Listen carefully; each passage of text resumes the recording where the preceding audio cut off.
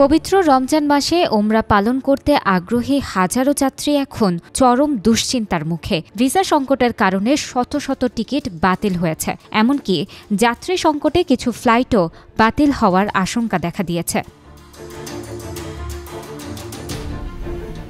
হজ agency সূত্রে জানা গেছে, গত 2 দিনে প্রায় 2000 যাত্রীর আসন বাতিল করা হয়েছে। এতে দেশি বিদেশি এয়ারলাইন্সগুলোর 70% সিট ফাঁকা থাকছে। Kazi air international, Al Madina travels, Hashem air international ও সাদিয়া এয়ারের শত শত টিকিট ইতোমধ্যে বাতিল করা হয়েছে। জানা গেছে 4 মার্চ থেকে সৌদি আরবের নুসুক সিস্টেমে ওমরা ভিসা পাওয়া যাচ্ছে না। 90% ভিসা কমিয়ে দেয়ায় বাংলাদেশের কোটা দ্রুত শেষ হয়ে যাচ্ছে। রমজান মাসে মক্কা মদিনায় ইবাদতের পরিকল্পনা করা যাত্রীরা এতে দারুণ উদ্বেগের মধ্যে রয়েছে। পাসপোর্ট জমা দিলেই দেখা যাচ্ছে কোটার সীমা শেষ হয়ে গেছে।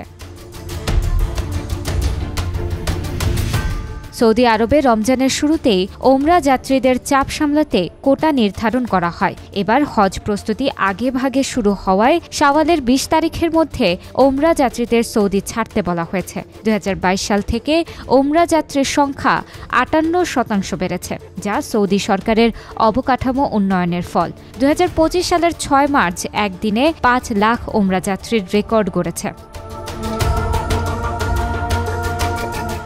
2024 সালের 1 জুলাই থেকে প্রায় 2 লাখ বাংলাদেশি ওমরা করেছেন। ধারণ ক্ষমতার বাইরে যাত্রী প্রবেশ করায় মোফা অনুমোদন কমানো হয়েছে।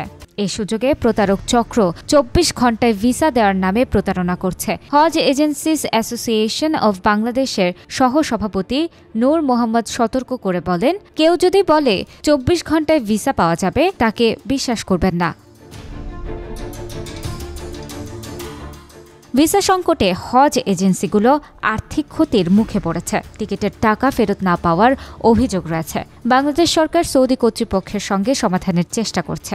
হাব মহাসচিব ফরিদ আহমেদ মজুমদার সৌদি সরকারের কাছে এয়ারলাইন্সগুলোর রিফান্ড ও তারিখ পরিবর্তনের সুযোগ দেওয়ার আহ্বান জানিয়েছেন।